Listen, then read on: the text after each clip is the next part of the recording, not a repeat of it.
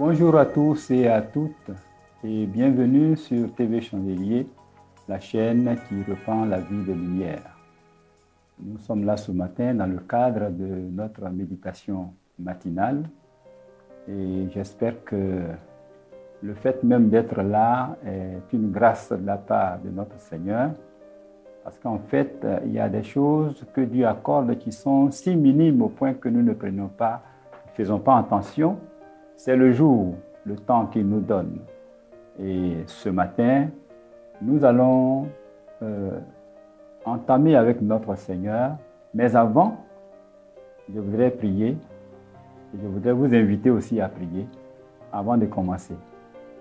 Seigneur notre Dieu, notre Père, merci pour ce matin où tu nous réveilles pour nous orienter, tu nous réveilles pour nous bénir. Tu nous réveilles pour nous donner des directions. C'est pourquoi, avant de commencer cette méditation, nous voulons te recommander toutes choses. Que la gloire te revienne au nom de Jésus. Amen. Alors, notre support ce matin est ce guide de méditation quotidienne, cœur à cœur avec Jésus-Christ. Et je vais vous inviter à ouvrir votre guide intitulé Cœur à cœur avec Jésus, un guide de méditation quotidienne, à la page 171. Et le thème que nous abordons, le thème de ce matin, c'est la victoire de Jésus-Christ sur la perversion sexuelle. Alors, la perversion sexuelle est l'une des sphères d'activité les plus fructueuses du diable. Nous le savons tous, dans notre monde séculier, il ne peut se passer un instant de publicité sans le sexe. Alors, mais est-ce que c'était là le but initial du sexe? Nous sommes tous convaincus que le sexe est dans le cadre du mariage, qui est le projet de Dieu. Et le sexe dans le mariage renvoie à un autre sens, l'épanouissement, la reproduction. Mais le diable, sachant cela, a mis tout en œuvre pour pervertir cet élément important dans le plan de Dieu. C'est pourquoi, connaissant la place du sexe, l'ennemi vient et pervertit ce domaine de sorte à lier plusieurs personnes à la malédiction, aux envoûtements, à l'asservissement. Si nous lisons par exemple Proverbe chapitre 6, le verset 14 à 15, je vais le lire pour vous. Proverbe chapitre 6, le verset 14 à 15, il est dit, nous commençons un peu plus haut, verset 12, « L'homme pervers, l'homme inique, marche la fausseté dans la bouche. Il cligne les yeux, parle du pied, fait des signes avec les doigts, et la perversité est dans son cœur. Il médite le mal en tout temps. Il excite la querelle. Aussi, sa ruine arrivera-t-elle subitement. Il sera brisé tout d'un coup et sans remède. » Vous voyez déjà l'aboutissement de la perversité.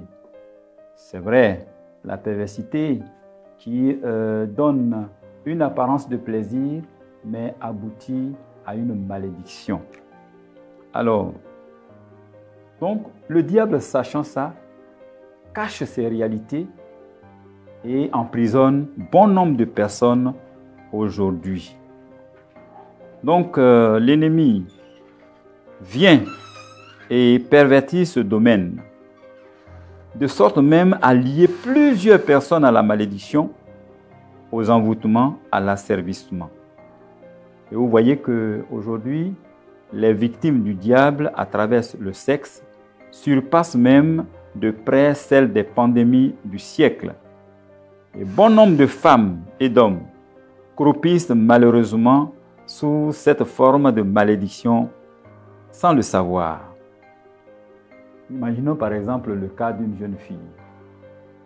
habité par 1000 démons, qui va entretenir des relations amoureuses avec un jeune innocent, ou vice-versa. Par le contact sexuel, la personne sera asservie. Alors, qu'est-ce que nous retenons de tout cela comme leçon ce matin? Nous comprenons que le véritable libérateur, c'est le Seigneur. C'est pourquoi, dans Jean chapitre 8, verset 36, il est écrit « Si le Fils vous affranchit, vous serez réellement libre. » Jeune homme, jeune fille, homme, femme, donne-toi totalement à Christ pour vaincre ces choses. Que le Seigneur nous bénisse. Je vais prier pour vous. Seigneur, notre Dieu, notre Père, merci pour ce temps de méditation que nous venons de passer en ta compagnie. Notre désir est que tu l'appuies en nous-mêmes, tu renforces en nous-mêmes ces idées pour que nous soyons épargnés des pièges de l'ennemi à travers la perversion sexuelle. Seigneur, merci pour ce temps. Au nom de Jésus-Christ. Amen.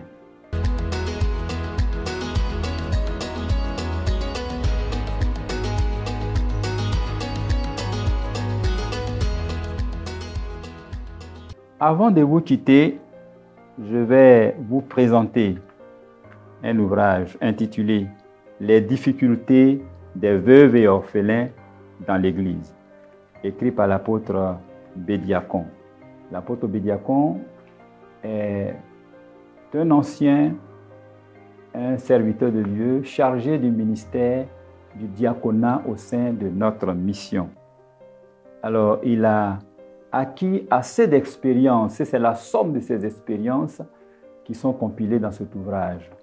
Prenez-le juste à la librairie OMSI et cela vous fera du bien, vous aidera aussi dans votre vie solitaire, dans vos différentes familles et dans vos églises, où se trouvent les veuves et les orphelins, pour mieux les encadrer. Que le Seigneur vous bénisse.